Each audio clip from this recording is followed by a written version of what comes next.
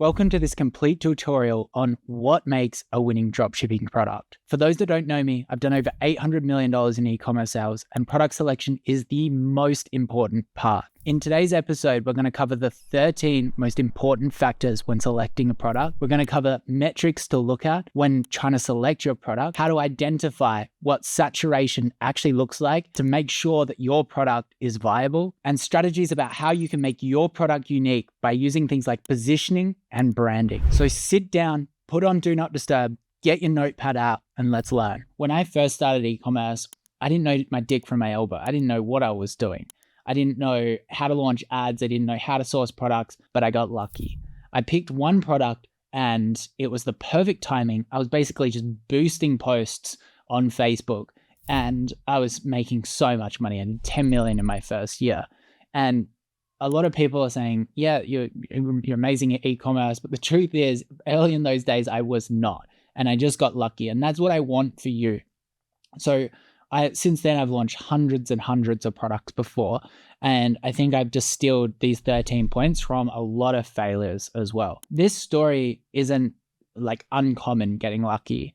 There are a lot of people in Daily Mentor, my 7-figure coaching group, that quickly did $3 million in their first year because they just picked the right product. They picked the right trend. So without further ado, let's get into it. So the first one, this may sound trite, overused, but it needs to solve a big problem. I had a lot of ego and I thought I could pretty much sell anything online. I decided to sell coolers, so like eskies. They were motorized and you could take them down to the beach and they were portable. Now, for anyone that knows that industry, the problem that you're solving isn't that big. You're just keeping beers a little bit colder, which isn't a huge burning desire for certain people. Compare that to something like back pain or plantar fasciitis, like foot pain.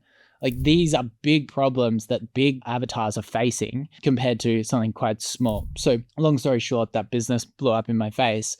And it was largely because of two things. The first one being that I was struggling to communicate the value of the product and create instant demand. And then the second reason for it was that it was actually saturated, which I'm going to touch on. I think it's point number 6. But going on to point 2, I like to really reflect on the marketing channel that I'm actually going to use to acquire customers as well. So right now there are 2 main ways of targeting customers for e-commerce that I actually recommend. The first is obvious, it's Facebook ads. This is where I've created all of my wealth, and it is the most powerful marketing tool that has ever existed. Realistically, providing that your product follows a lot of the other framework across what I'm talking about today, Facebook ads is going to work for you. The second point is this organic viral content strategy that I'm going to probably try to teach you guys with my product selection as well, making sure that I can cover both of these areas, because that product will probably work on Facebook, but the product that works on Facebook might not be able to go viral because it needs a visual element. So that brings me to my next point, which makes a really great product, is there needs to be some kind of visual element. For those that have been following me for a while, they know that I've done this challenge before. I launched a brand and I made decent money with the drop. I got it viral, and it was a yellow cleaning scrub, which was similar to the pink stuff, which is a pink cleaning scrub. And the reason why that product works very similarly to High Smile, the reason why that works is because it's just a different color and there's pattern interruption on these organic feeds. So they're scrolling down and they're like, why is that cleaning product pink? And then they actually watch the video and that can go viral. So the next point that I think is a really important factor is really good gross margin. You really want your gross margin to be over 60% if possible. So a lot of the tools that I'm actually going to show you how to find winning products will calculate this margin for you as well. But I'm also going to give you a manual calculation sheet as well, so you can make sure that you've got over 60%. Now this brings me to my other point, which is you want to have preferably an average order value of over $100. Now, because we're drop shipping, due to one, the product being quite small and probably the materials being quite cheap, in terms of just how many atoms the material uses, there is a good chance that we're not going to be able to sell the product for over $100 because it's going to be competitive and there's going to be lots of versions and the price is going to be down. So, but realistically, all of the products that I have scaled very, very well have had an average order value of over $100. And that's why I think that it should be on the list. If you break those two things down together, if I'm selling a product for $100, and I've got 60% margin. Maybe I spend $40 to acquire a customer and then I make $20 net profit, which is great unit economics. Now, the next thing is saturation. Now, I am a firm believer that if you are an incredible marketer, that saturation is a good thing. One of my friends, they decided to test themselves and they found the most saturated product that they possibly could with dropshipping. And they are very good marketers, by the way.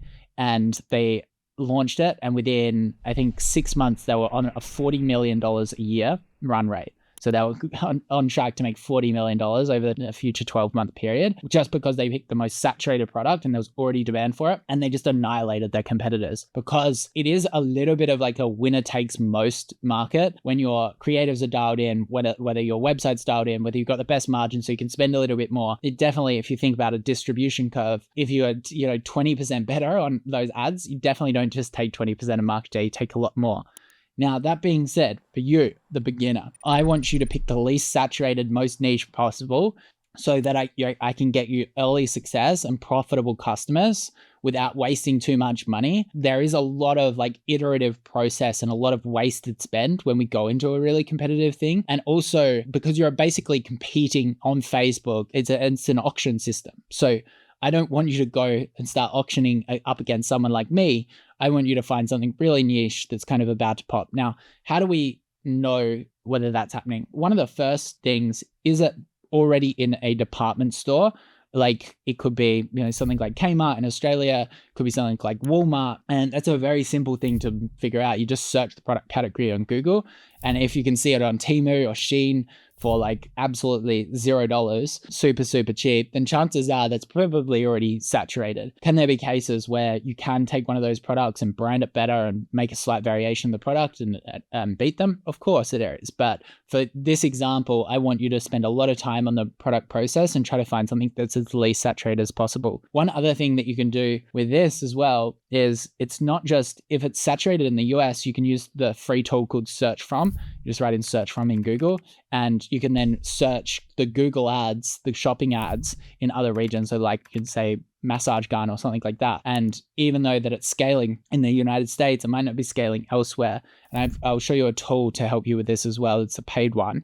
But the interesting thing is there's so many people in Daily Mentor that it's their first business. They're selling in Finland, Norway, Sweden, all of these countries that the large dropshipping community or people don't actually try to scale in, because one, the duties are confusing, two, it's a smaller market. So we might just, if we do want to do a really saturated product or we're worried about saturation, we can go to one of these smaller markets and scale our dropshipping product there. Next up, we've got, can you make the product different? Now, this is very difficult for a product that we are just getting from China or we're getting off AliExpress or Alibaba, because we're just taking what the supplier can give us and anyone can access it.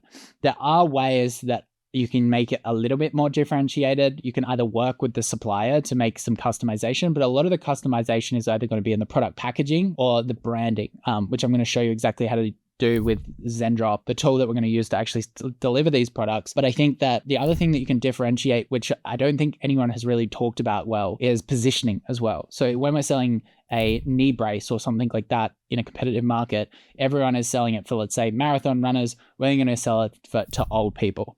Now, that's obviously not a great example because there's lots of people selling it for both. But if we can do enough market research to find new ways to position these products, that's going to be differentiated within the branding. And it's going to be a really good form of protection with you. And even like the product imagery is a form of differentiating against the common dropshipper that is just absolutely lazy and uses a supply images. Next up, we've got the size. Now, when we launched the hoodie, one of the interesting things was dropshippers tried to launch the product, but because our fabric's so heavy and thick, that's why it was so popular, dropshippers had to scale down the product in terms of thickness to actually make it feasible to ship internationally from China. So they couldn't really dropship our high quality product without charging the exact same price as us, and why wouldn't you just buy the original? So size is a really good differentiator when possible in terms of building a brand, but when it comes to drop shipping, we need the product. On the flip side, we need a smaller product.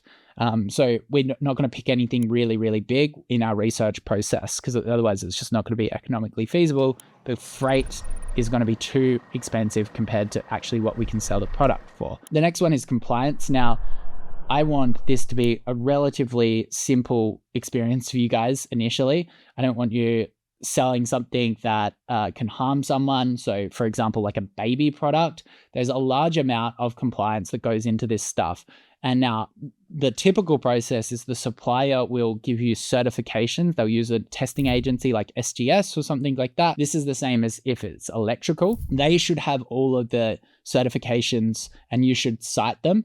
You should also get your products, your own products with the custom branding, the white labeling that we're going to do, tested as well. Because if you start to scale that up, any regulatory agency is going to want to see that. Now, this is the thing. You know, a lot of you people are just like, oh, well, none of that made sense to me. And that's fine. Like, we just don't need to pick those products. We can just pick something really, really simple for you. And this is the same with like counterfeit. We're not going to pick a Pokemon product. We know we need to pay the licensors there. And we know that the longevity is not there. And we're just going to get banned off Shopify. We're going to get banned off Facebook. So yeah, don't pick compliant products is what I'm trying to say. Now, the next one is a little bit exclusive to me, I think. And I think people don't really talk about it enough. My 3 biggest product launches, when I launched them, they weren't on AliExpress, which is counterintuitive, right? It's like, one, I wasn't dropshipping them, but it's like, how did you even get the product? And this is a really good indication of saturation like we were talking about before. But the interesting thing is, if you can find it on Alibaba and use Zendrop like we're talking about, which I'm going to show you how to do, you can actually get it dragged across to AliExpress and you kind of got this little advantage as well. So realistically, a lot of these products are going to end up on AliExpress. This is quite rare to find, to be completely honest. I'm not sure if we're going to be able to find it today, but I will show you the process. The next one is the product just has to work. You can easily get a decent dropshipping business to $10 million revenue per year with a garbage product. But realistically, one, that's unethical. You're taking advantage of customers. They're going to be annoyed. 2, it's really going to be stressful because you're going to get a lot of chargebacks. You're going to get banned from certain things, and it's just not great. 3rd, it's just not optimal. If we're selling a product that works, we're going to get viral coefficient. So we're going to get word of mouth referrals. The friends are going to tell the friends, and it's just going to be so much easier. We're going to get good reviews, and people, when studying our product, they're going to purchase from us again. So we really just want to make sure that whatever we're promising with our product, it actually works. So the next one is it part of a really big trend? Now, one technique that I do here is I go into Google Trends and you can write in something like carnivore diet, but often you'll want to just see it going up and to the right. If it's tapering off for like a 6-month period, that's still sometimes okay, providing that it's being kind of parabolic before it. But if it's kind of, been 1 year growth and then 1 year slowly coming down, or 3 years growth and then like 1 year coming down, that's when I'm a little bit tentative to go into that space. The other thing that you can do is on Google Trends, you can search something that is like relatively consistent being searched against your trend, and you can see sometimes that kind of levels it out. I don't think the big trend side of things is 100% necessary, by the way, because one, it might just be about to pop. You might be so early. Nobody was searching wearable blankets when I was launching Woody. Nobody was searching weighted blankets when I was starting those. The Google Trends was like flat, and then it was like straight up and got ahead of them. So it doesn't need that much track record. But the next point, my final point, is very, very important, especially if you don't have a huge amount of budget and you're just getting started. Everything that you do needs to be very achievable and within your circle of competence. And let me explain that. There's a large amount of content that you're going to need to shoot.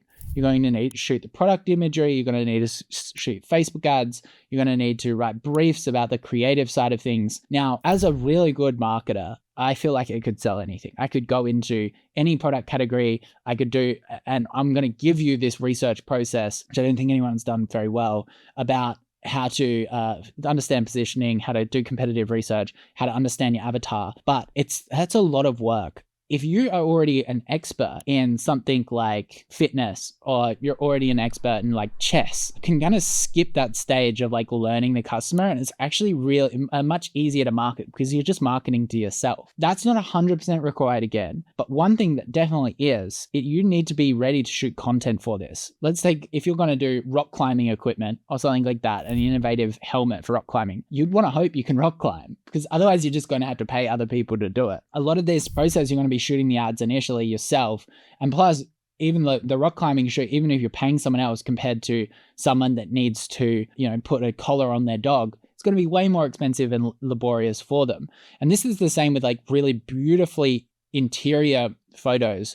This is why all of the wall print businesses that are drop shipping like prints have to use AI photos, because it's really hard to properly style them. Now, luckily they can use AI photos in Photoshop, but if you're going to use something else like a rug, it can't be Photoshopped. You just really need to think about the content process here. If you don't have access to like a girlfriend or a mum or something like that, don't do a female-based product, especially in the early stages. Now, if you're a little bit more experienced, which I think a few people are, and you've got a little bit of a budget to put behind this, then chances are you can get away from that as well. Probably ignore what I just said there, and you can just go for the best opportunity. So I'm going to quickly go through the frequently asked questions again, just to make sure I covered everything. So if you've got any of these questions, you can message it in our Discord. But we've got, what is a good profit margin for a product? We want at least 60% gross margin if possible. How do I choose the right marketing channel for my product? Largely, it's based on what you think that it's going to work on, based out of the Facebook and the organic, but also what you think you're good at. Like if you're really good at operations, if you're really kind of data driven, then maybe Facebook is going to be the way to go. But if you have already, if you think you can make viral TikToks and there's some indication of that, maybe you've got a little bit of a social media following on your own page, or you've been studying it lots, then maybe you want to pick that channel. Maybe if you're like 20 years ago, if you started ecom back then, maybe you're an SEO person. So I would probably lean towards the skill set that I have, but at the same time, focusing on the larger channels that I've mentioned. So what does it mean to have a product, to have a visual element? It's basically something that can do pattern interruptions, or to create the desired outcome. There is a visually interesting thing that creates anticipation that is relatively unique. Like think about colored board shorts. To create the outcome, you splash water on it, and that creates a bit of like a shock to the brain. So why is it important for a product to solve a big issue? It's important simply because you can communicate a big burning desire and therefore get people to take action quickly.